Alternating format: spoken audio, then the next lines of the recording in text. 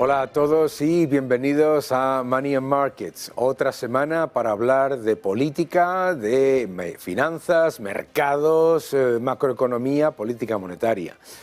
En la narrativa política, mediática y de la propaganda política que estamos viviendo cada día, se repite constantemente el siguiente mensaje. Sube la bolsa y bajan las primas de riesgo, por lo tanto todo va bien y eso es una señal de confianza del mercado en la economía española y en la política del gobierno español. Bueno, no tiene ningún sentido, ¿no? No tiene ningún sentido, primero porque la prima de riesgo de España baja no por la confianza en el gobierno español, sino por la política del Banco Central Europeo.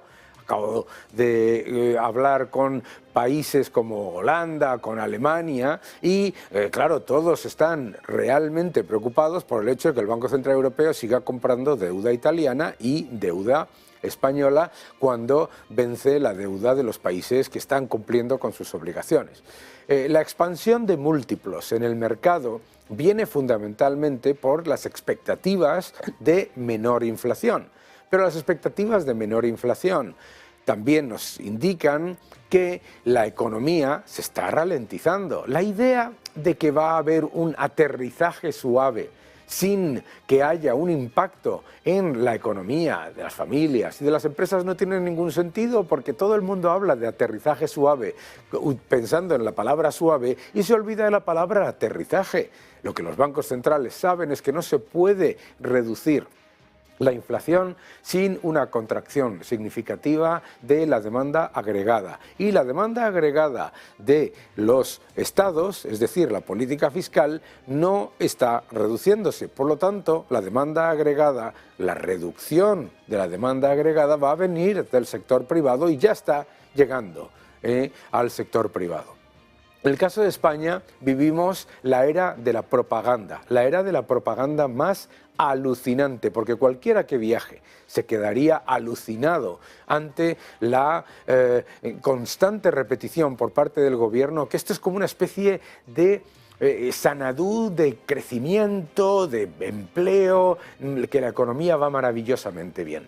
Los factores reales de la economía española son muy pobres. No solamente son muy pobres, sino que la propia Moncloa ha tenido que reconocer que España ha perdido puestos en renta per cápita ajustada por poder adquisitivo con respecto a la Unión Europea. Estábamos a 9 puntos de la media de la Unión Europea y ahora estamos a 15 puntos según Eurostat. También lo que es una evidencia es que el gobierno se pone la medalla de haber reducido la deuda cuando la deuda ha aumentado. Tenemos más de 2 billones de euros de deuda, pasivos totales de las administraciones públicas, deuda que se paga y que se debe.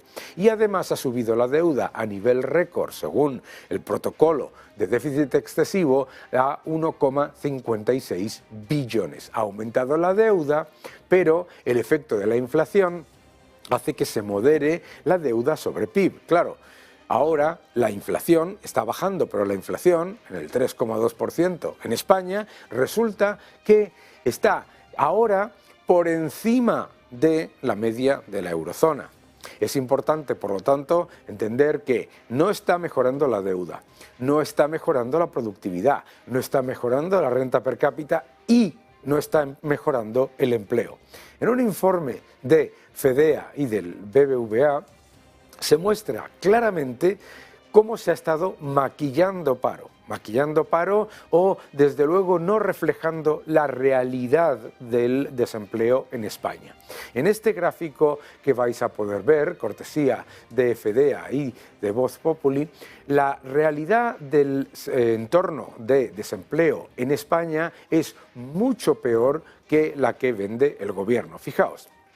En este gráfico se muestra cómo desde la reforma laboral el paro efectivo, es decir, el desempleo que incluye a todas aquellas personas que son demandantes de empleo pero que no tienen trabajo y que además no aparecen en las listas oficiales del paro, el paro efectivo ha subido en 10.000 personas, mientras el gobierno nos dice que el paro oficial ha bajado en 115.000. Esta es la demostración de lo que es un entorno laboral muy peligroso. Algunos de ustedes recordarán, perdón, que a mí me atacaron muchísimo por haber dicho en la pandemia, cuando el gobierno decía que la pandemia no iba a tener efectos importantes en la economía, por haber dicho que iba a llegar el paro al 35%. Claro, en la entrevista yo explicaba claramente que era el paro incluyendo las personas que están en esquemas de disfraz de desempleo, ERTE, etcétera, etcétera, etcétera. Bien, el paro llegó al 35% en junio de 2020. Pero además, lo más importante es que lo que está demostrando este gráfico es que la situación de España en cuanto a desempleo es un desastre absoluto. Número uno, la tasa de paro más alta de toda la OCDE, una tasa de paro más alta que la de Ucrania y la de Turquía, y además muy superior a la de Grecia, que ha reducido la tasa de paro más. Dos, una tasa de desempleo juvenil absolutamente intolerable, de las más altas, no, la más alta de toda la Unión Europea. Claro, la realidad, por lo tanto, de la economía española es de mucha más deuda, mucho más gasto, muchos más impuestos, pérdida de la renta per cápita de los ciudadanos y, además de ese empobrecimiento, un desempeño de la economía muy pobre, porque si quitamos el efecto placebo de los fondos Next Generation, la economía española básicamente necesita 3 euros de deuda, no, ojo, que me estoy equivocando, no 3 euros de deuda, eso es la eurozona por cada euro de crecimiento, 6 euros de deuda por cada euro de crecimiento. En la eurozona, 3 euros de deuda por cada euro de crecimiento. En España, 6 euros de deuda pública por cada euro de crecimiento. Es decir, España no crece, España se endeuda y nos empobrece, El gran problema es que el gobierno dice, no, nosotros vamos mejor que Alemania. Vamos a ver, cualquier persona que tenga un poco de imaginación y que sepa un poco lo que está ocurriendo en el mundo y vaya y tome un avión, sabe que en Alemania, ojalá tuviésemos nosotros una recesión como la alemana, con el nivel de desempleo de Alemania, con el nivel de productividad de Alemania, con el nivel de salarios de Alemania, con el nivel de permanencia de los salarios reales de Alemania, porque claro, la pérdida de renta per cápita ajustada por poder adquisitivo y la pérdida de salarios reales de España es mucho mayor a la de Alemania y además con todos los retos que tiene Alemania, pues todos los indicadores macroeconómicos son muchísimo mejores en endeudamiento, en política fiscal, en paro, en salarios reales, en todos los factores que nos deberían importar. Por lo tanto, es como una especie de broma que nos digan que España va maravillosamente. Claro, todos los inversores están interesados en las empresas del IBEX y las empresas cotizadas. ¿Y por qué las empresas cotizadas son importantes? Primero, porque son fundamentalmente empresas que tienen sus beneficios en el extranjero y por lo tanto están consiguiendo superar los beneficios estimados gracias a su actividad en el exterior. Pero preocupa muchísimo saber que las empresas españolas, el porcentaje de empresas en pérdidas está por encima de los niveles prepandemia. Preocupa mucho ver cómo las grandes empresas a las que atacan constantemente en el entorno político, las grandes empresas en sus resultados en España muestran una rentabilidad sobre el capital empleado o sobre activos tangibles y unos márgenes muy bajos. Y lo que nos está demostrando el dato de inversión extranjera y la realidad de la economía española es que estamos aparentemente, felizmente y desde luego desde la propaganda acostumbrándonos al estancamiento. Y eso está muy lejos del potencial de una economía como la española. Claro que hay que invertir y claro que hay que invertir porque la única manera de protegernos contra el expolio fiscal y contra el expolio de la inflación es vía la inversión. Y las oportunidades que se están generando en los mercados, tanto de renta fija como de renta variable, nos permiten navegar un entorno que desde luego, desde el punto de vista macroeconómico, no es positivo y que lo único que mantiene claramente a algunos de estos activos relativamente sólidos es el hecho de que la política monetaria sigue siendo extremadamente acomodaticia, como repetimos una y otra vez en este programa. Así que mucho cuidado con la narrativa y mucho cuidado con la idea de que cuanto más gasto gubernamental, más se mejora la economía, porque la evidencia empírica es la contraria. Seguimos en Money and Markets. Muchas gracias por estar con nosotros.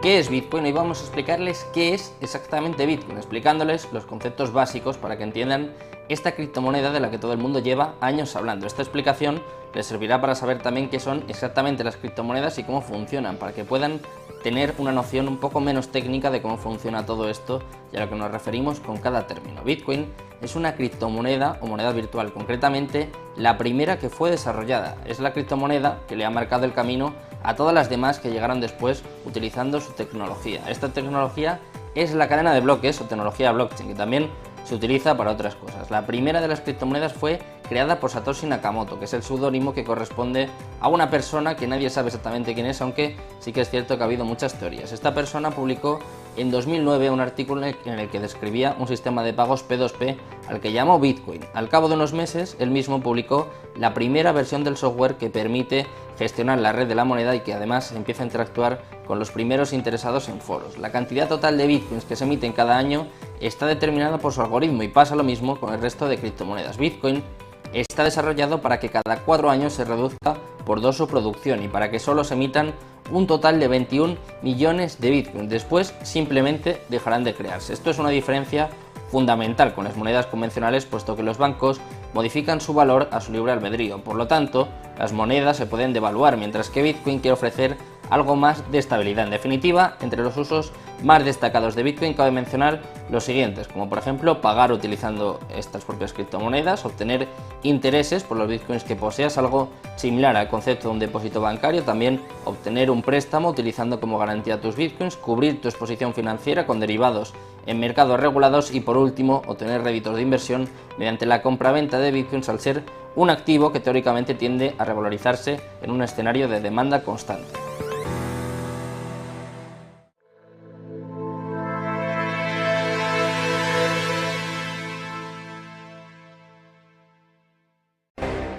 Bienvenidos de nuevo a Money and Markets y tengo el gusto de charlar con mi buen amigo y compañero Jacobo Blanquer, gestor de fondos. ¿Cómo estás? ¿Qué tal? Buenos días, Daniel. Un buen día para todos y llevamos un año, vamos a hablar un poco de mercados, ¿no? Pero llevamos un año con mucha volatilidad. La ralentización de China y la guerra más la contracción monetaria generó cierto nerviosismo y cierta contracción también en los mercados y corrección en la segunda parte del año, pero el rally de Navidad parece que ha llegado en noviembre, ¿no? Las bolsas están subiendo, los bonos, los precios de los bonos suben, bajan las rentabilidades, el bono a 10 años de Estados Unidos baja significativamente en cuanto a rentabilidad exigida. ¿Cómo ves este final de año? Y sobre todo, ¿qué perspectivas debemos tener en cuenta de cara al año que viene? Bueno, muchas gracias por invitarme.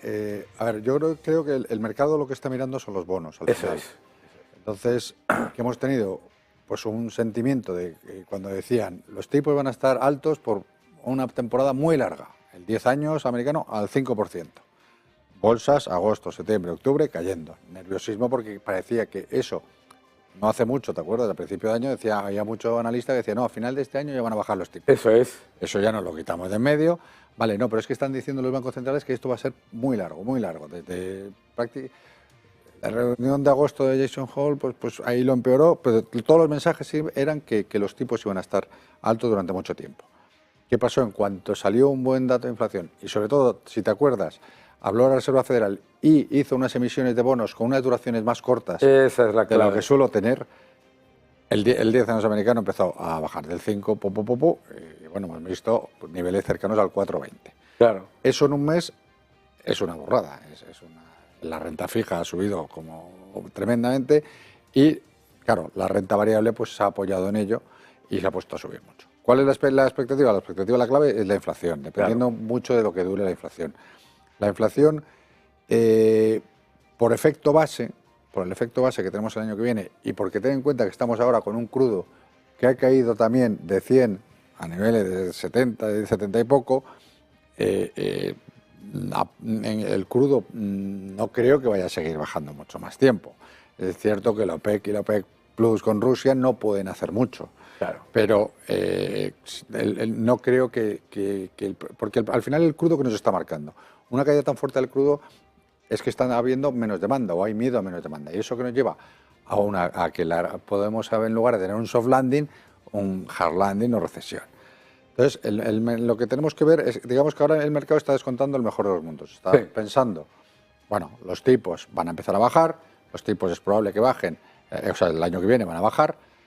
Yo creo, sinceramente, que no deberían de bajar en el primer semestre del año, que deberían de bajar en el segundo.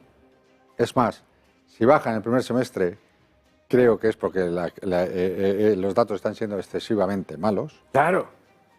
Si baja en el primer semestre, entonces el mercado que está descontando, porque por un lado tenemos al petróleo que está descontando poco crecimiento y por eso baja el precio. La demanda baja es porque el comercio mundial baja, o sea, claro, no hay mucho más. Y a la vez está descontando que los resultados empresariales se van a mantener con una economía que sí, soft landing, pero que está bajando y con una inflación que sí, efectivamente la inflación está bajando. Y también en la inflación tenemos el efecto base para el año que viene. Entonces, le juntas todo el barullo y dices, bueno, pues ahora estamos en el momento en que estamos mirando todo bien. Estamos Exacto. Risk on, ¿vale? Sí. Hay que meter riesgo. Entonces, este mes de octubre, de noviembre, perdona, pues están las bolsas disparadas. El IBEX en más de 2 dígitos en un mes, superando el 10.000, el S&P un 8-9%. Bueno, están todas las bolsas en general disparadas. Yo creo que el rally de este año lo podemos dar ya por hecho. Sí. Yo creo que ya mucho más camino en diciembre no creo que le quede. Incluso podemos ver alguna corrección, ligera corrección en diciembre. ¿Qué es lo que pasa? Que este último mes, a mí yo en otras entrevistas que me hacían hace un mes, decía, no, el año que viene va a ser bueno, pero claro, no contaba con un mes que nos íbamos a comer gran parte de lo que esperábamos del año que viene. Yo creo que el año que viene, como me preguntabas por expectativa, yo creo que el año que viene sí que va a ser un muy buen año de la renta fija, ya por fin, o sea, un buen año de la renta fija. Creo que los tipos bajarán, o tarde o temprano, pero sí que bajarán, y las carteras que hayan aumentado de duración, que en general hay muchas, pues va a ser un buen año donde el inversor de fondo de renta fija va a tener un buen año. En cuanto a la renta variable, pues es que nos hemos comido mucho, pero y las valoraciones salen un poquito más ajustadas. La renta variable, es probable que el principio de año sea más complicado y luego la segunda parte mejor, si se cumple el escenario del soft landing. Porque con un soft landing sí que tendremos una parte con menor crecimiento, que me imagino que se notarán en resultados empresariales. Podemos tener una primera parte más complicada, pero luego ya sí que para la segunda parte del año será mejor. Pero bueno, esto cambia cada día. Cambia cada día y depende mucho de los datos. Pero en general yo no creo que sea un año horrible, aunque sí que tendremos volatilidad y tendremos algún momento puntual, como los que hemos visto los últimos 3 meses, de caídas fuertes y con momentos de subidas. Pero estamos con volatilidades tan bajas que ahora mismo, y después de una subida, ahora mismo, pues no es... incluso si tienes una cartera, hacerte alguna cobertura es muy barata. Claro, es que yo creo que ese es el gran elemento de reflejo de la complacencia, ¿no? Es decir, aquí hemos comentado, y yo lo digo siempre, que no le puedes estar apostando a una cosa y la contraria. No puedes esperar 125 puntos básicos de bajada de tipos de interés en el año 2024 y una economía que va bien, soft landing, los beneficios empresariales subiendo, etcétera, etcétera. Si los bancos centrales bajan 125 puntos básicos el año que viene, es porque hay un desplome económico.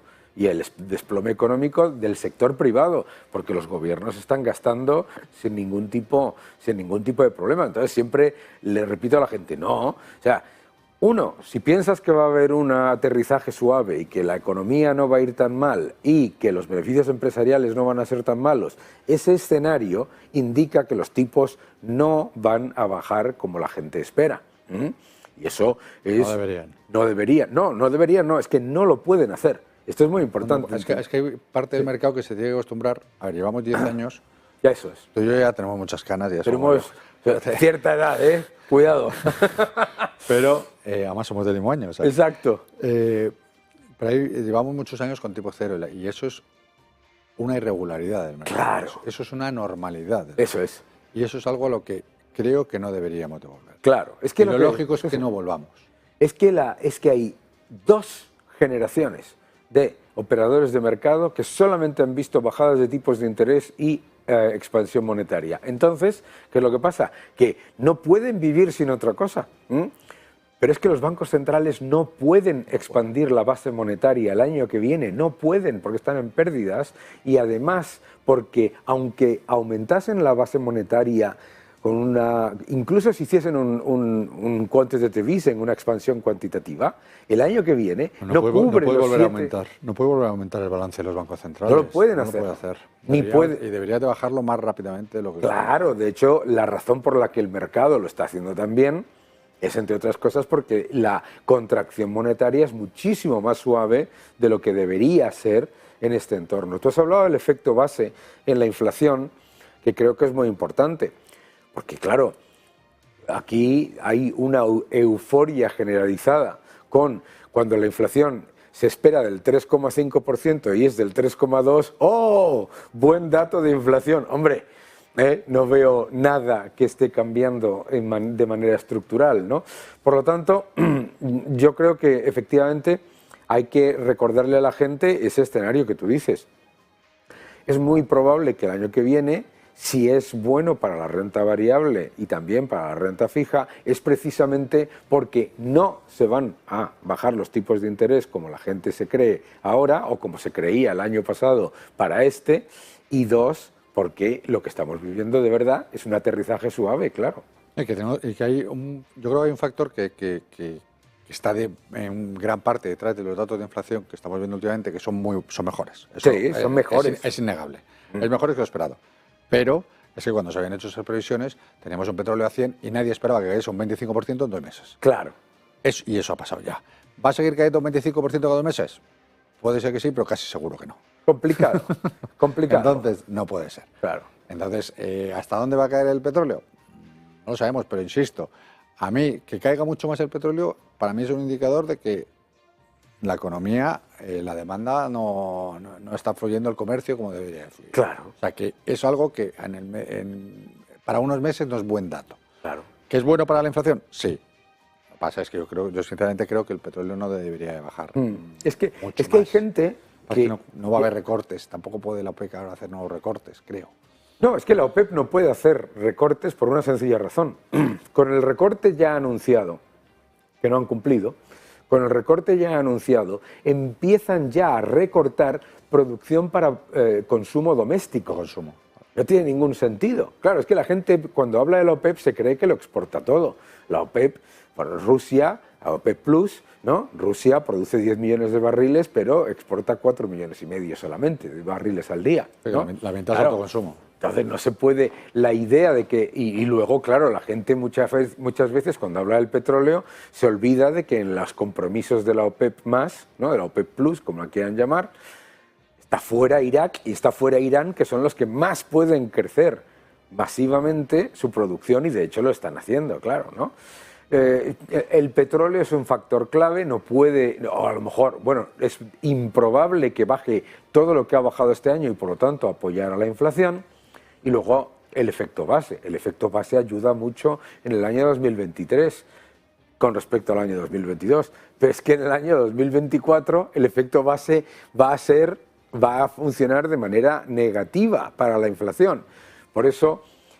En unos meses no, en los meses de verano no, pero en otros sí. Claro, vale. Claro. Entonces, pero aquí la clave al final es, oye, estamos hablando todo el día de bancos centrales, todo el día de inflación y todo esto, pero lo importante que nos deberíamos fijar son los beneficios empresariales, los márgenes y esos sí que es verdad, que es incuestionable, que están yendo mucho mejor de lo que nos podríamos haber temido, incluso en un escenario de, digamos, de aterrizaje suave, ¿no? Eso es verdad, pero lo que tenemos que ver en los próximos meses en cuanto a resultados empresariales que sacan del tema son dos cosas. Lo primero, la subida de costes financieros. Claro.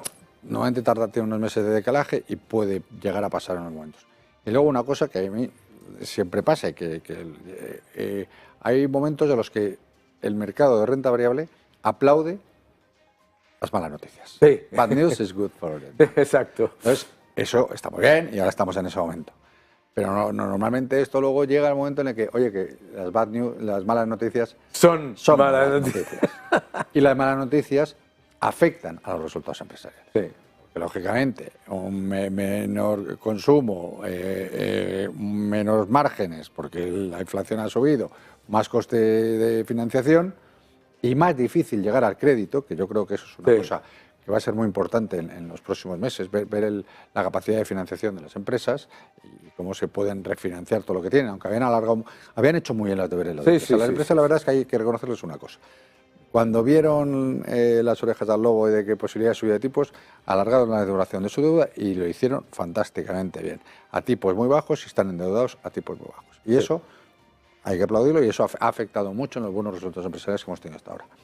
Pero ya han pasado un tiempo y ya empezamos a ver vencimientos de deuda que hay que refinanciar a unos costes mucho mayores que los que tenían.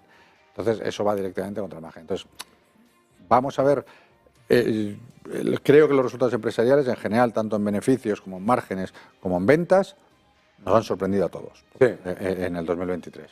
Vamos a ver si en el 2024, como siguen haciéndolo, hay que seguirlo muy de cerca, sobre todo el consumo y ver que el top line, la línea de arriba, las ventas, que no nos bajen, porque si las ventas nos empiezan a bajar y los costes financieros suben, el margen va a bajar.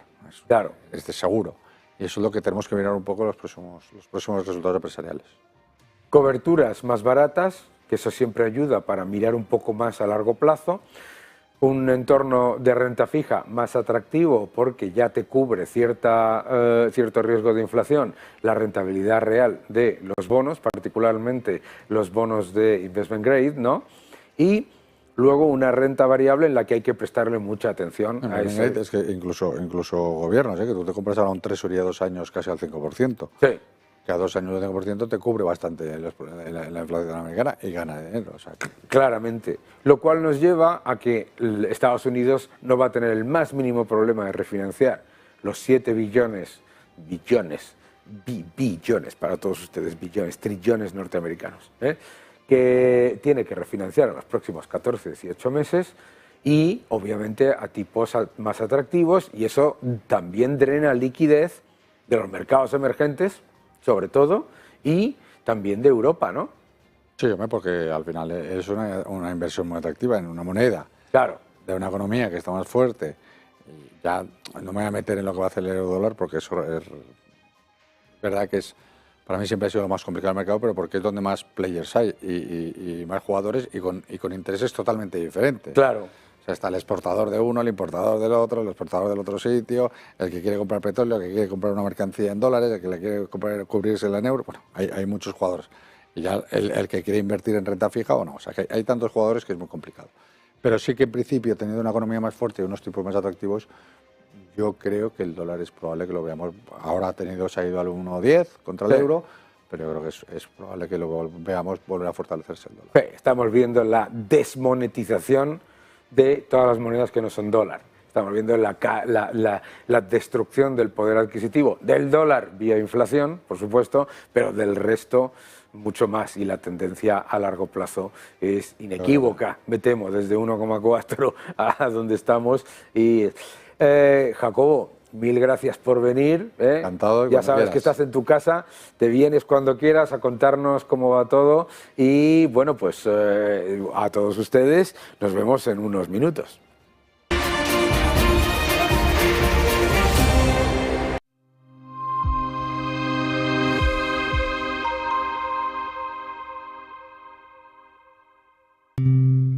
No hay mayor suerte que la de tenernos. 22 de diciembre, sorteo de Lotería de Navidad.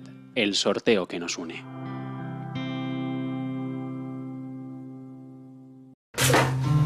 Hola papá, dime. Sí, no te preocupes, el 10º de Navidad. Yo te lo compro, ¿vale? Ya, compré tu regalo de papá que llegó fatal. Ojalá desapareciera todo el mundo. Estas Navidades, que nada te haga olvidar lo que realmente importa. El 10º es para esto, para estar juntos. No hay mayor suerte que la de tenernos. Lotería de Navidad, el sorteo que nos une. Creemos que la sociedad actual necesita más arte y más color. Le da a la gente la oportunidad de asimilar diferentes perspectivas. Es realmente un placer pintar este cuadro, porque es una hermosa imagen para comenzar.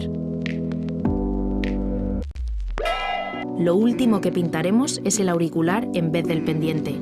Using a classic and merging it with modern. This is very provoking.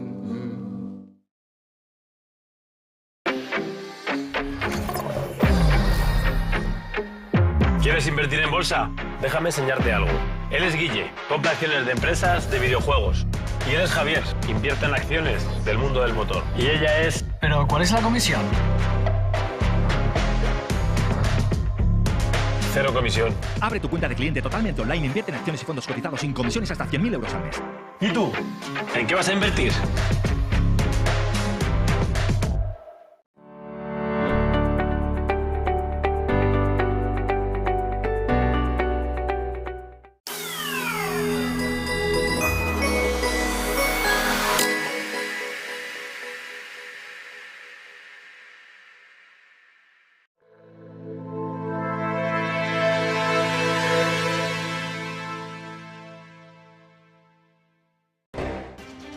Bienvenidos de nuevo a Money and Markets y tengo el gusto de nuevo de tener conmigo a José María Rotellar. ¿Cómo estás? ¿Qué tal? Doctor en Economía y además una de las mentes más brillantes que tenemos en España. Tienen que seguir sus artículos que además son extremadamente prolíficos. Es el extremadamente prolífico en producción de información económica esencial. ¿Cómo estás, José María? Muy bien, encantado de estar aquí.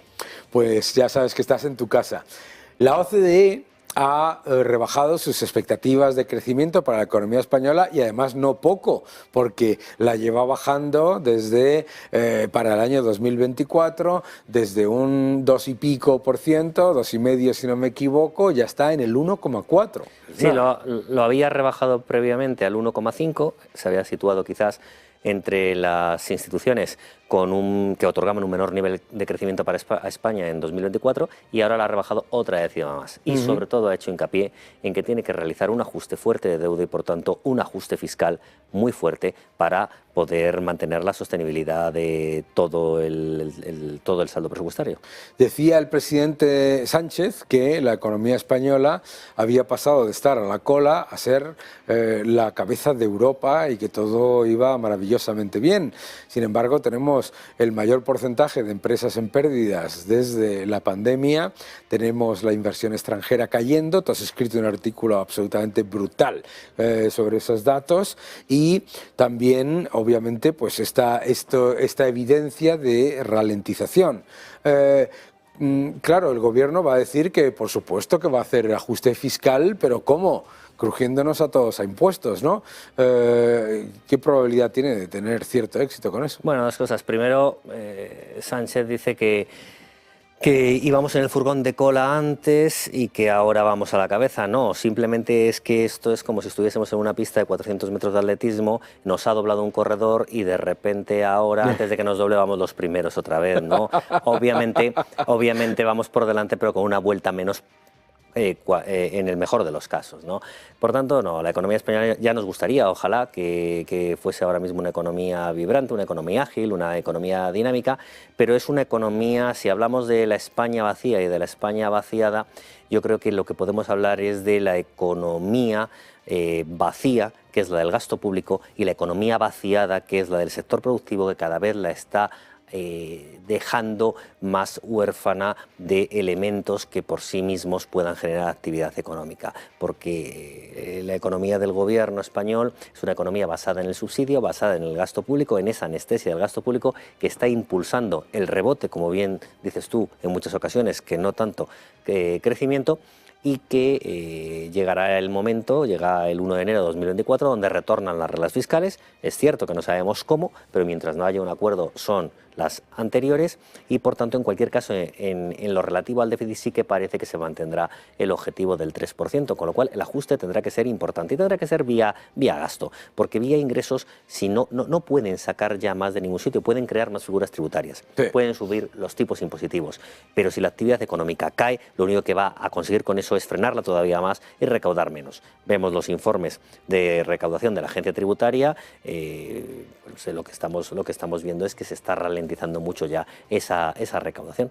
Y tú has escrito un artículo estupendo que se le caen los ingresos, ¿no? Explicabas, ¿no? Se le caen los ingresos a Sánchez, claro, se ha beneficiado del viento de cola de aprovechar la inflación para recaudar más, se ha aprovechado de la recuperación del turismo para aumentar la recaudación y de las subidas de los impuestos, de las cotizaciones sociales, pero ahora ese efecto se está dando la vuelta, ¿no? Sí, claro, se está dando la vuelta, se está viendo cómo está empezando a ralentizarse, como en tasa interanual muchas figuras de la parte del Estado, sobre todo de la Administración General del Estado, están descendiendo ya, y eso lo que indica es que se está produciendo una ralentización económica. Porque además, efectivamente, ese incremento de la recaudación lo ha hecho a lomos de la inflación. Claro. Y recordemos, termina convirtiéndose en el impuesto más regresivo.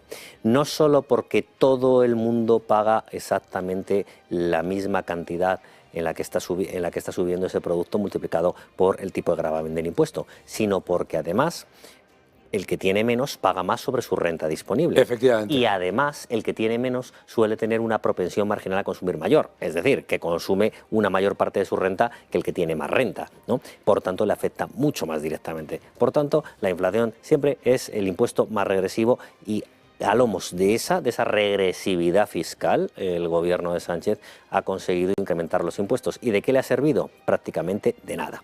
Aumenta más de 30.000 millones de euros los ingresos en el año 2022, en gran parte por la inflación, y sin embargo su objetivo de déficit era de un 5% del PIB y cerró en un 4,8%, con lo cual tendría que haber reducido 2,3 puntos el déficit, y lo ha reducido 2 décimas en el mejor de los casos, porque recientemente la Intervención General de la Administración del Estado ha aflorado 1.000 millones adicionales de déficit sobre 2022, que no es una cantidad significativamente importante respecto al global de las cifras, pero sí que denota que en cualquier caso se está produciendo una desviación del gasto que no se frena.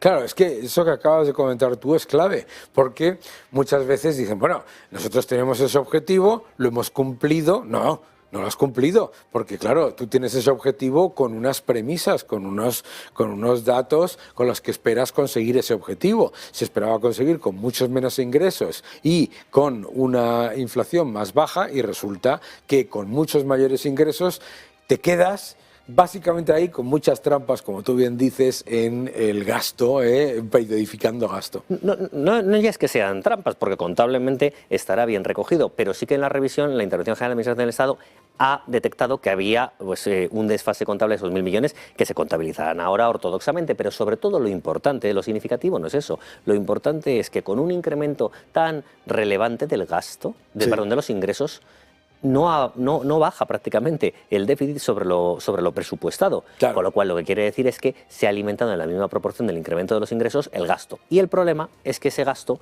que se genera generalmente, o en casi el 100% de los casos, es estructural, es decir, que ese gasto se queda para siempre. Claro. Mientras que los ingresos son coyunturales, espoleados en este caso por la inflación, y cuando se vayan los ingresos, se queda el gasto, se intensifica el desequilibrio presupuestario.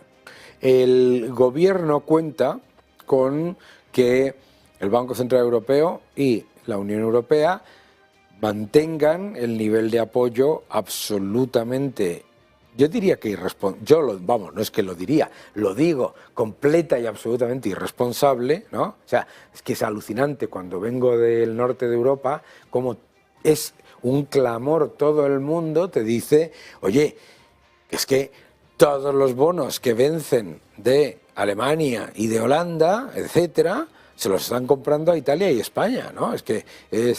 El gobierno cuenta con que eso se mantenga y de hecho cuenta con que las reglas fiscales no se vuelvan a implementar, desde luego, como estaban implementadas. Y busca todo tipo de subterfugios para mantener... Porque claro, por otro lado, dices, bien, tiene que haber ese ajuste y a la vez tiene un compromiso con todo un grupo de partidos que le dan el poder de aumentar masivamente el gasto, a 100.000 millones de acuerdo entre condonaciones de deuda, etcétera, etcétera. ¿Cómo se casa todo eso? ¿A quién va a engañar primero? Bueno, los anuncios probablemente intenta hacerlo a todos al mismo tiempo, ¿no?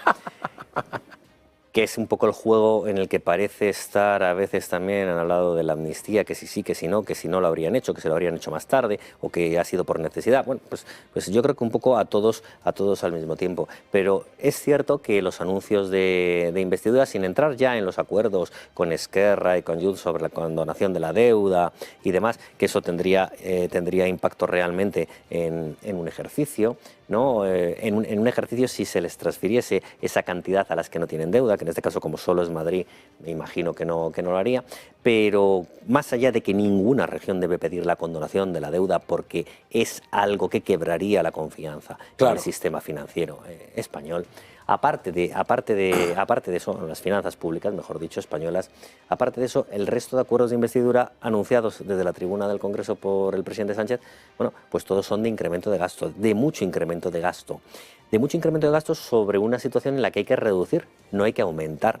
Yo creo que lo que confía es que Europa siga siendo más o menos laxo, más allá de que se imponga un determinado nivel de cumplimiento del objetivo de estabilidad u otro, pero yo creo que lo que confía es en que sea laxo, que se incumple, bueno, pues un poco hacia adelante, compromisos de enmienda y tal, pero poco más allá, y es en lo que está confiando. Es permanentemente...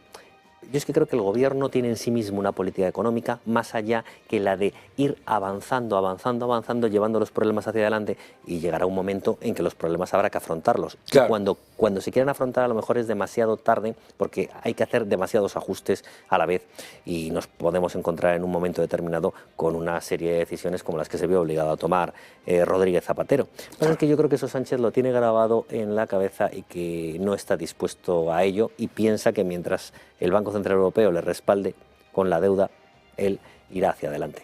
Claro, irá hacia adelante, y el riesgo de darle la patada hacia adelante es que los problemas se acumulan y, además de acumularse, se genera una mayor dificultad para luego solucionarlos sin que haya un impacto generalizado sobre la economía mucho mayor. Es decir, la acumulación de deuda, la acumulación de gasto y la acumulación de desequilibrios nunca sale gratis.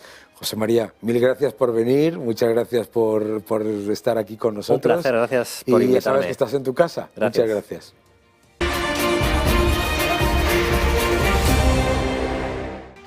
Bienvenidos de nuevo a Money and Markets, y qué mejor forma de tratar sobre temas de mercados, sobre temas de renta variable, renta fija, etcétera, que charlar con mi queridísimo amigo Pablo Gil. ¿Cómo estás, Pablo?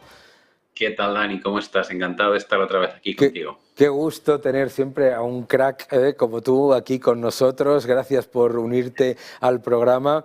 Y me gustaría empezar por un análisis sobre este rally de Acción de Gracias que hemos vivido. Todo el mundo estaba esperando un rally de Navidad, pero se ha dado muy rápido y mucho antes, con unas expectativas de inflación. A mí es que me fascina esto de que la gente diga buen dato de inflación con una diferencia de 2 décimas, ¿no? Sí, ya sabes cómo es el mercado, ¿no? Se mueve por sentimiento. Veníamos de un verano desastroso con agosto, septiembre y octubre muy negativos, posicionamiento extremo probablemente en cuanto a menos carga en cartera de renta variable de lo que normalmente se hace en estas épocas. Y luego hemos encarado un noviembre, como dices tú, con una mejora de 2 décimas, ha saltado de repente la euforia. y hemos visto pues una subida espectacular prácticamente a nivel global, pero muy especialmente en Estados Unidos. No creo que el dato en sí justifique lo que hemos visto, pero sí es verdad que la estacionalidad de noviembre, diciembre y enero suele favorecer buen comportamiento en las bolsas, y eso, junto a un sentimiento tan negativo, probablemente ha sido la mezcla de la cerilla y la gasolina, ¿no? Efectivamente. Claro, con un rally tan fuerte en noviembre, las probabilidades de que ese rally se sostenga y se mantenga de cara a diciembre ya son mucho más pequeñas. Nos hemos comido mucha de la expansión de múltiplos que podíamos esperar para el año 2024. Bueno, yo creo que lo que hemos tenido es una combinación de, por un lado, como dices, un dato por el lado de inflación favorable. Por otro lado, teníamos mucho miedo a la situación geopolítica que se había desatado en la guerra entre Israel y Hamás, y en lugar de extenderse e involucrar a países como Irán, que habría tenido una repercusión enorme en lo que es el precio del petróleo, por ejemplo, y eso habría reavivado todos los miedos a la crisis energética. En lugar de eso, hemos visto cómo, con dificultad, pero se está intercambiando rehenes, cómo ese conflicto ha quedado de momento circunscrito a Israel y Hamás, y no se está ampliando. Y yo creo que ese cambio de riesgo geopolítico también ha ayudado mucho. De cara a lo que nos queda, yo creo que diciembre va a seguir siendo un mes positivo. No veo argumentos geopolíticos y macro en este momento que interfieran con un posible movimiento todavía sostenido al alza, pero como dices, cuanto más subamos en diciembre, enero, menos margen vamos a dejar para un 2024 que se presenta cargadísimo de dificultades, ¿no? Sí. El efecto que vamos a tener de cola, lo conoces también como yo, con las subidas de tasas está todavía por impactar en su totalidad. Claro, es que la mayoría de la gente dice, hombre, pues estamos en un aterrizaje suave. Hombre, es que todavía no has visto ni el principio del impacto y ya tenemos la mayor subida de impagos por parte de los consumidores en Estados Unidos desde el año 2008, y además ya tenemos efectos importantes que hay que considerar. El mercado asume para el año que viene una bajada de 125 puntos básicos de los tipos de interés por parte de la Reserva Federal, ¿no? Claro, a mí me parece absolutamente increíble que se intente vender la idea de que va a haber una bajada de tal calibre con un entorno en el que no va a haber ningún impacto macroeconómico. Si los bajan es porque la cosa va fatal, y si la cosa no va fatal, no los van a bajar. Entonces, ¿tiene sentido aquí ponerse hasta arriba de duración? A ver, para mí sí. Para mí la idea es que si tú crees que se ha acabado el ciclo de subidas de tasas de interés en Estados Unidos y que lo que vas a vivir son bajadas en 2024, evidentemente cómprate claro, deuda en Estados Unidos a largo plazo. Claro, creo que obtener rentabilidades de un 4,5 al 5 y pico % en un activo con mucho menos riesgo, sobre todo si lo llevas a vencimiento, es una estrategia que, ajustada por volatilidad y riesgo, evidentemente es estrategia ganadora frente a lo mejor invertir en bolsa, que tiene muchísimas más dificultades porque, como claro, bien explicado, tienes un efecto de crédito. Lo estamos viendo en los defaults o los impagos en hipotecas, lo estamos viendo en los impagos en tarjetas de crédito, lo estamos viendo en los impagos en high yield, en lo que es deuda emitida por empresas de baja calidad. Todavía no hemos alcanzado cotas preocupantes, pero la tendencia sí que es preocupante, con lo cual todo eso, que son como un canario en la mina, que siempre anticipa situaciones complicadas en términos de estabilidad financiera, todo eso lo tienes ya en la mano, con lo cual apostar por renta variable el año 2024 tiene mucho riesgo teórico, y apostar, si crees que van a bajarte los tipos en 2024 por renta fija, creo que tiene muchísimo menos. Claro. Hablaba anoche con un amigo excompañero de Citadel que me decía, bueno, Daniel, en los próximos 18, 14 meses, Estados Unidos va a refinanciar 7 billones de dólares de deuda. Eso se va a refinanciar seguro. Seguro, no hay ningún problema.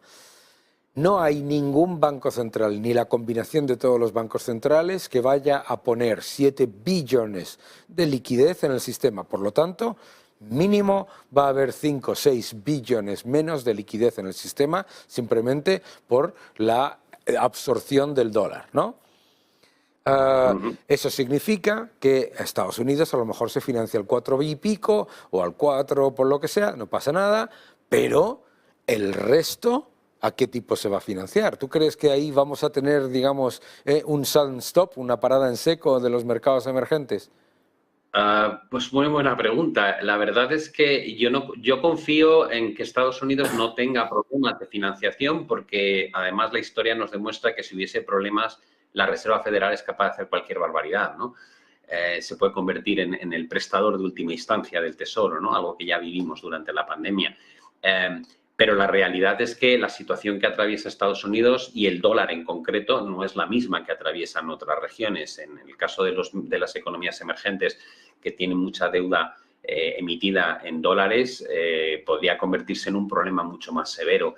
Y en Europa, concretamente, también hay que reconocer que la situación también es muy distinta. No tenemos una economía precisamente boyante, estamos rozando ya situaciones recesivas y, como comentaba y te he oído comentar en muchas ocasiones, el Banco Central Europeo está dejando abandonado de alguna manera a los países más responsables desde el punto de vista de fiscalidad y está fomentando y ayudando a aquellos países como España e Italia que más se han endeudado durante los últimos años para que no salten esas primas de riesgo.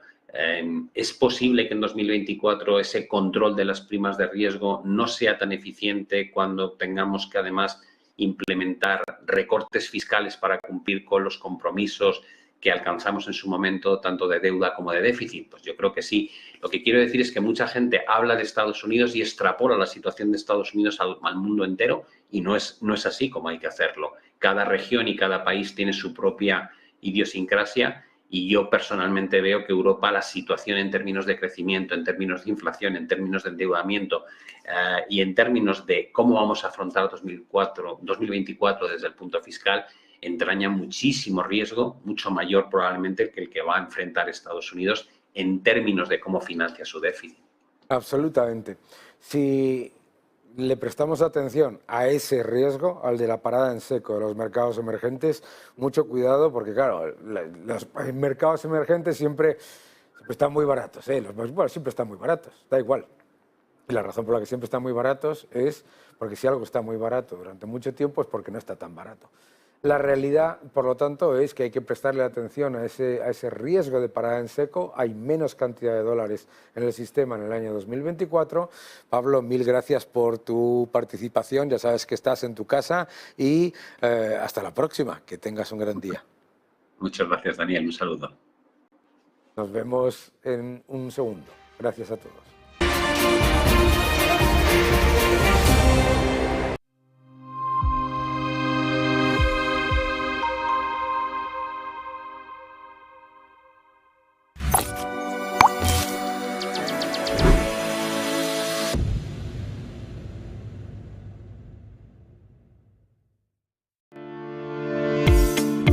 Dicen que el tiempo lo cura todo, pero los inversores en bonos que se han visto perjudicados por la compra de Credit Suisse pueden necesitar más que unos meses antes de estar dispuestos a lanzarse a por los bonos de capital adicional Tier 1, los AT1, que el VS espera todavía colocar en el mercado. Es fácil entender por qué los inversores en deuda subordinada pueden mostrar cautela, porque recibieron un duro golpe cuando el banco suizo aceptó hacerse cargo de su rival en quiebra en marzo. Títulos con un valor nominal de 17.000 millones de dólares que desaparecieron de un día para otro. Y lo que es peor, fueron borrados a pesar de que los accionistas consiguieron retener algo de valor, en un extraordinario vuelco de la jerarquía tradicional del capital. Los bonos AT1, los convertibles contingentes, los COCOs, se crearon a raíz de la crisis financiera de 2008. Era una forma en la que los bancos que colapsaran absorbieran las pérdidas, lo que hacía menos probable un rescate financiado por el contribuyente. Apuesta arriesgada, porque si un prestamista se mete en problemas, esta clase de bonos se pueden convertir rápidamente en capital o amortizarse por completo. Son de mayor riesgo y por eso ofrecen un mayor rendimiento que la mayoría de los emitidos con calificaciones crediticias similares, lo que los hace populares, sobre todo entre los que tienen dinero, los clientes institucionales. Por lo general, los tenedores de bonos, en el orden jerárquico, están arriba. Cuando un banco colapsa, los accionistas son los primeros que pierden, pero debido al cambio de las normas, por el caso Credit Suisse, ya nada está sobre seguro.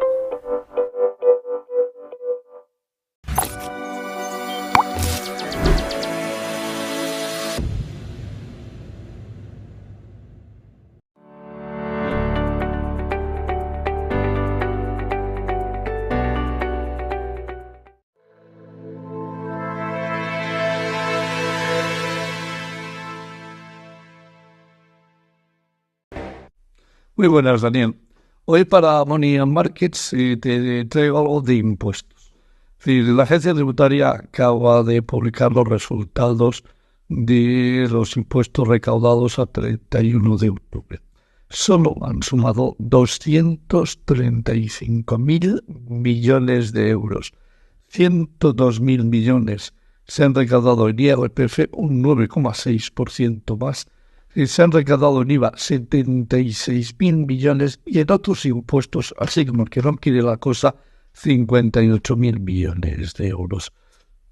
Pero para que nuestros espectadores entiendan un poquito el nivel de magnitud que esto significa, me he permitido convertirlo en datos en lo que recauda la agencia tributaria en segundos. Cada segundo que pasa, la agencia tributaria recauda por IRPF nada más y nada menos que 3.900 euros.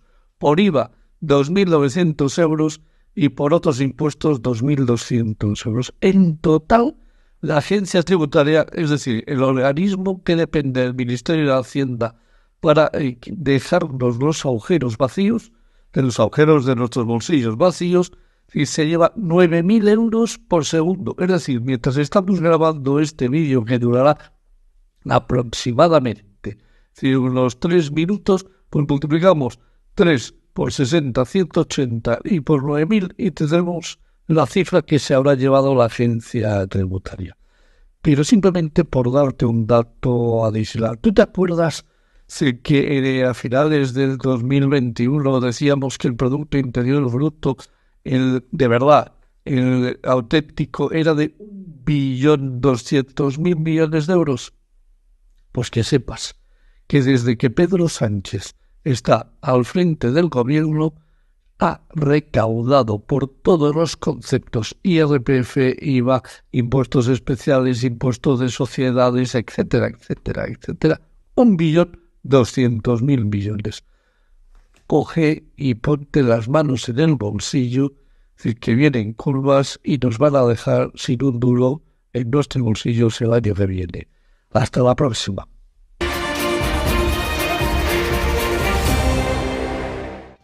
Bienvenidos de nuevo a Money and Markets y hoy vamos a hablar de el Día de la Deuda, que podríamos también llamar el Día de la Ruina, ¿no?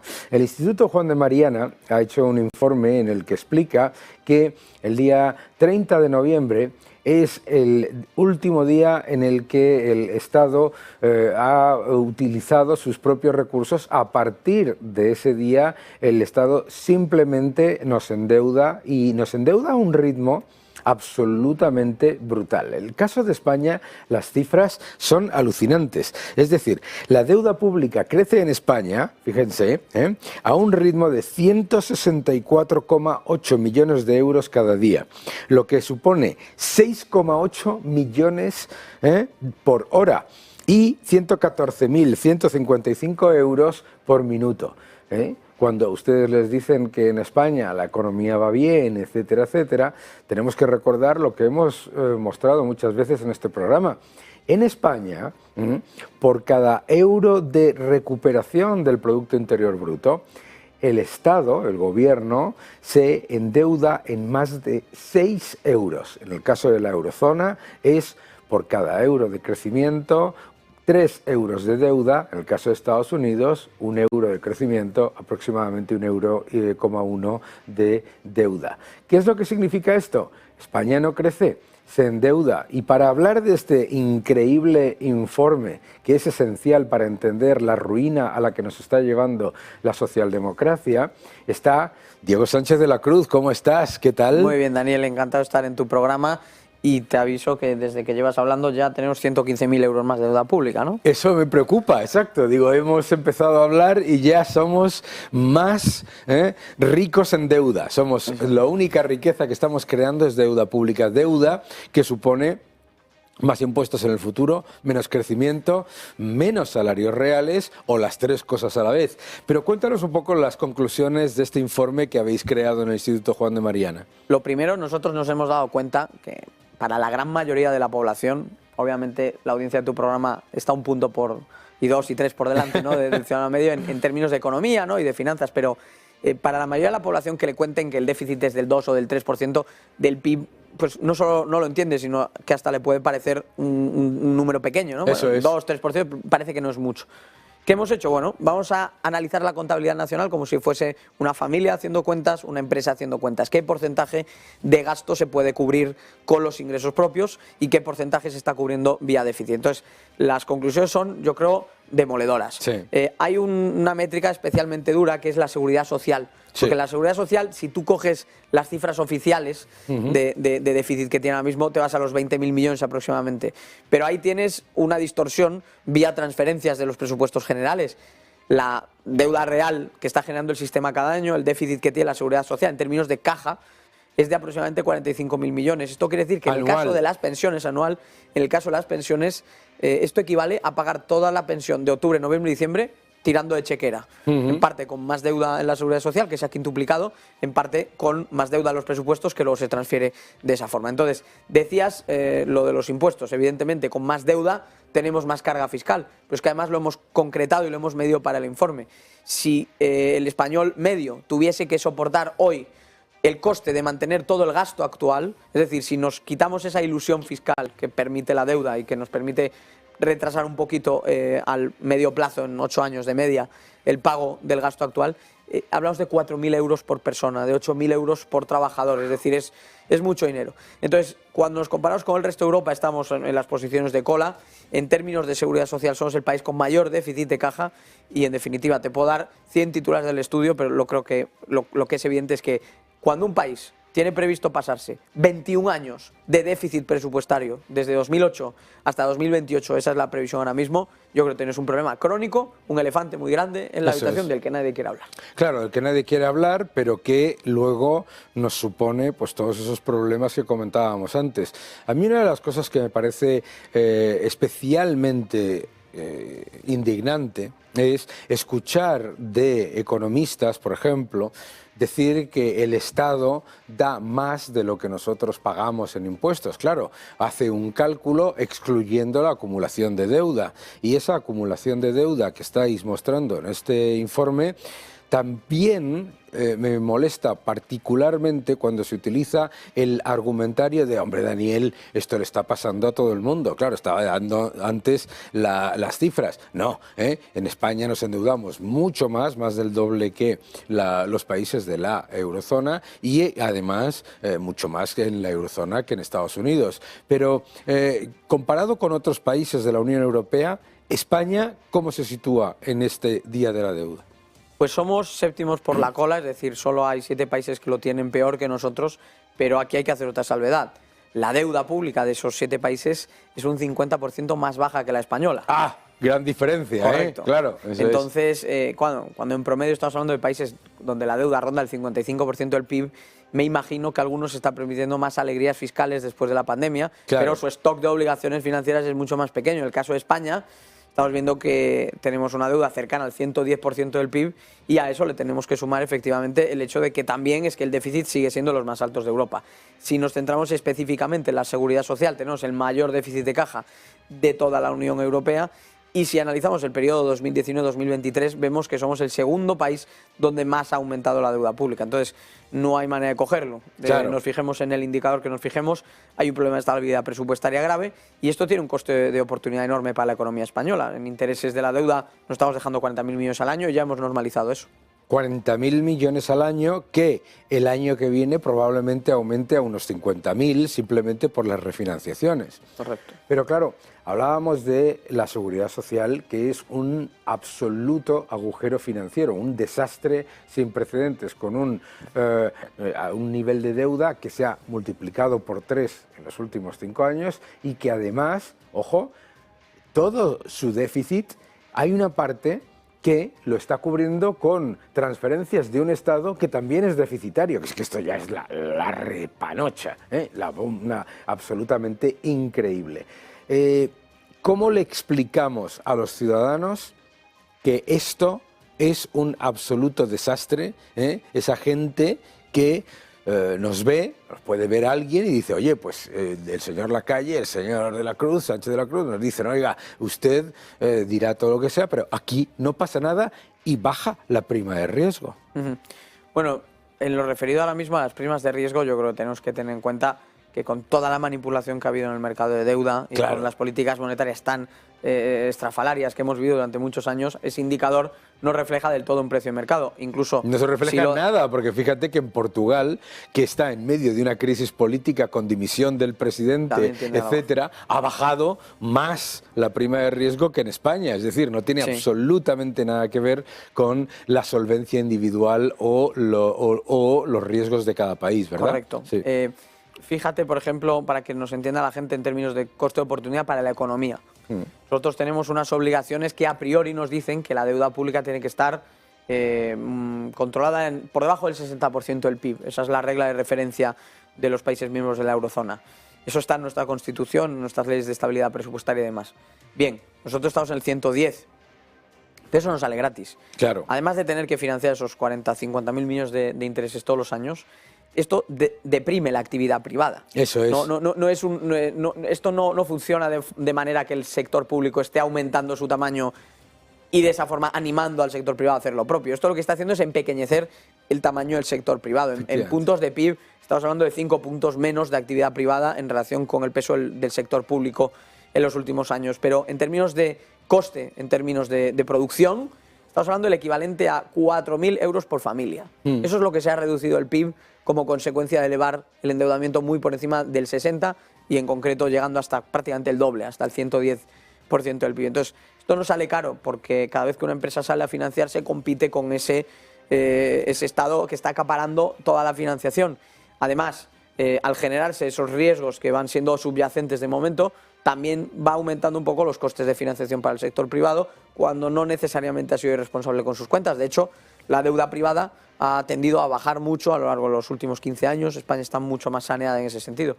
Entonces yo creo que hay muchas banderas rojas que nos están avisando del problema que supone este déficit crónico que tiene España, que hemos prácticamente triplicado la deuda desde la crisis anterior y que además no la estamos reduciendo ni siquiera cuando ha habido crecimientos a priori altos que no dejan de ser un mero rebote estadístico, pero en términos estadísticos deberían haber favorecido una reducción que no se ha dado.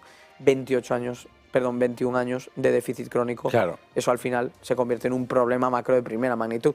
Y última pregunta, claro, nos dirá alguno que nos vea, nos dirá, bueno, pues entonces lo que hay que hacer es subir los impuestos a los ricos y con eso se paga todo, ¿eh? Claro. Con un déficit crónico de 50.000 millones, el que se piense que los ricos van a pagar 50.000 millones anuales todos los años, además de lo que pagan ya, tiene un problema con las matemáticas y con la estadística. Sí, y con la evidencia, ¿no? Porque lo que sabemos de las últimas subidas de impuestos a, comillas, los ricos, hago el paréntesis de que el umbral para ser rico en España ha bajado tanto que a veces hay quien lo llega a situar los 30.000 euros. Eso es. Pero bueno, con todo, por ejemplo, subida de IRPF a rentas altas con Zapatero, medidas similares con Rajoy. El saldo de todo eso fue incluso caídas de recaudación, no aumentos. Entonces, tiene un problema con las matemáticas, como tú bien dices, porque presuponen que hay gente dispuesta a pagar de un año para otro 200.000, 500.000 euros más en impuestos y que no van a hacer nada para protegerse ante eso.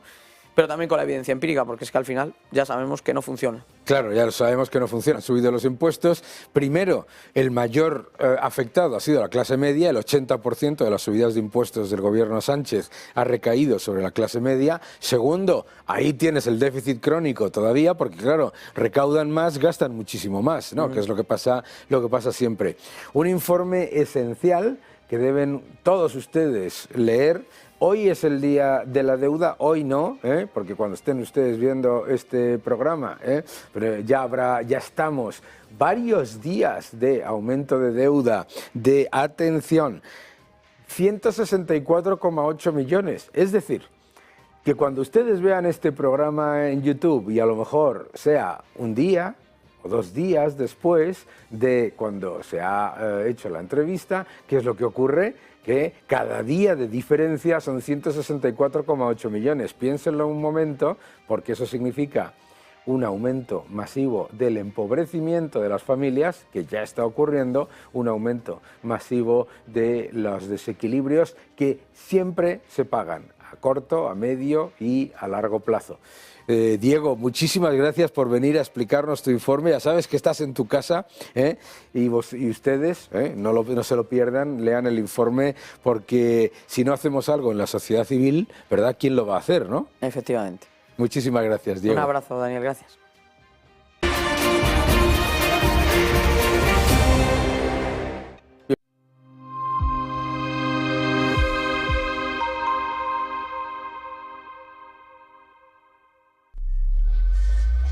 Bien, ¿cómo me garantizarás que mis fondos estarán seguros contigo? Estarán súper seguros. Es difícil encontrar un broker que cumpla con todas sus expectativas. O quizá no tanto. Active Trades, broker online desde 2001. Ya, lo vi.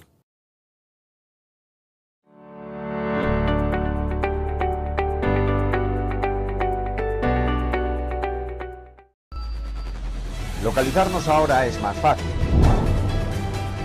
La economía a tu alcance. Empresas, inversiones, tecnología. Ya en la app de Movistar. Vive la economía. Negocios Televisión.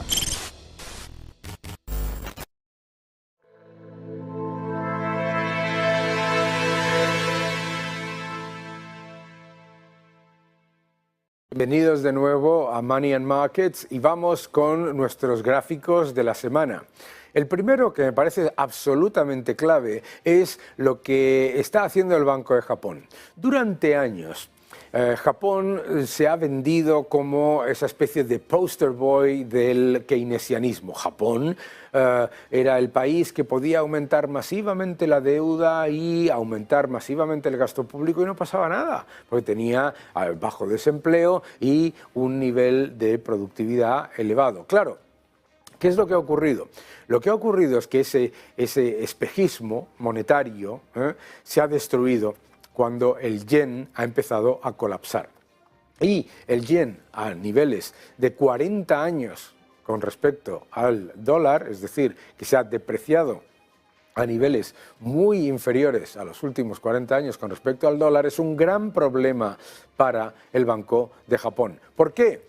Política monetaria, política fiscal, es exactamente lo mismo, dos caras de la misma moneda. Y, claro, la deuda del Estado empieza a ser un gravísimo problema para Japón. Y no solamente un gravísimo problema. Número uno, Japón ya gasta más del 25% de su presupuesto en intereses de la deuda, aunque los intereses a los que emite la deuda son bajos.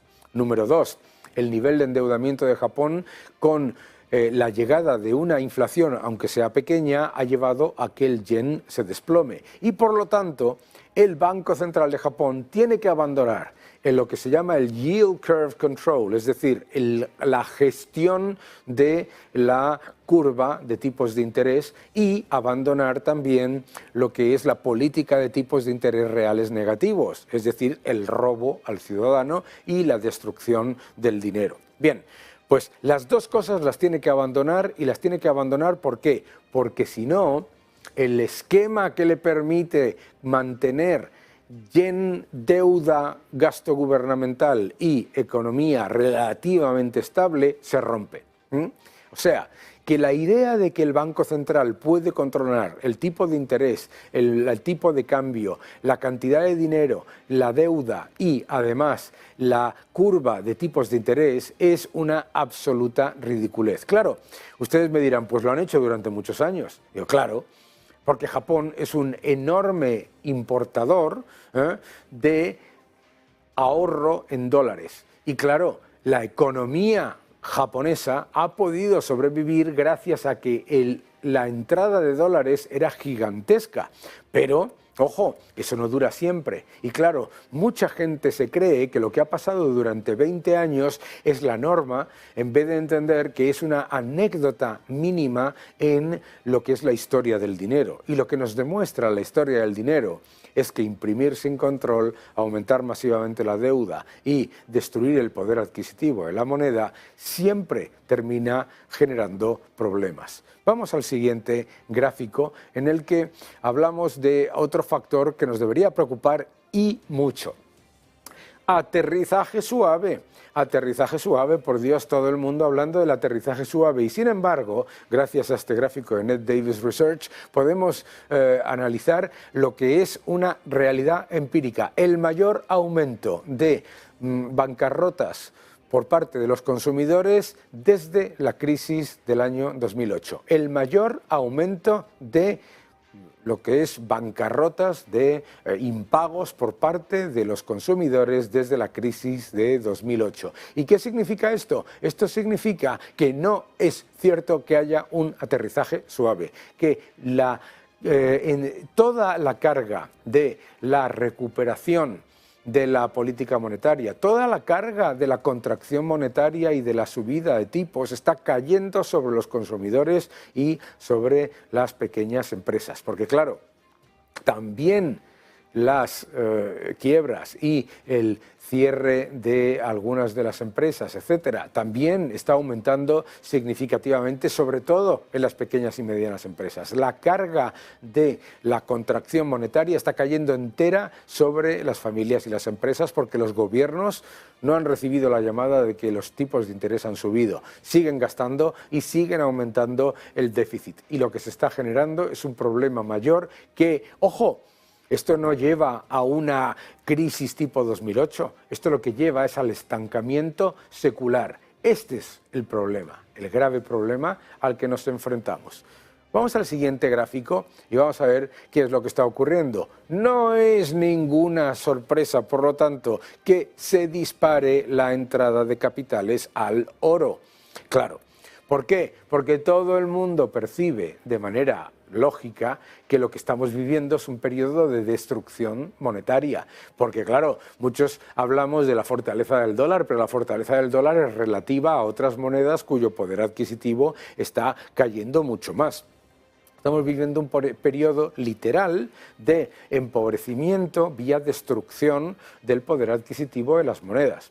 Y en ese entorno el dólar gana porque es el de todos los operadores, de todos los activos, el que menos riesgo genera. Y con un dólar relativamente alto, ojo, también sube el oro. Vamos a ver el siguiente gráfico. El oro ha subido a más de $2.000 la onza. Lo llevamos diciendo en este programa desde que lo lanzamos, el oro como activo absolutamente clave, descorrelacionado de bonos y de acciones, esencial tener en cuenta lo que está pasando con el oro, que es reflejo de la destrucción monetaria. ¿Habrá volatilidad en el oro? Claro que sí, pero la tendencia, si lo veis, es clara de ir poco a poco acumulando niveles de soporte superiores y moviéndose en un entorno que merece la pena tener, y merece la pena tener oro en general, porque en una cartera, lo comentamos en este programa en varias ocasiones, hay que tener defensas, y defensas en una cartera no son los bonos o las acciones, son el oro y los metales preciosos. Vamos al siguiente gráfico. Los beneficios empresariales en China han vuelto a analizarse como si hubiesen sido malísimos, ¿no?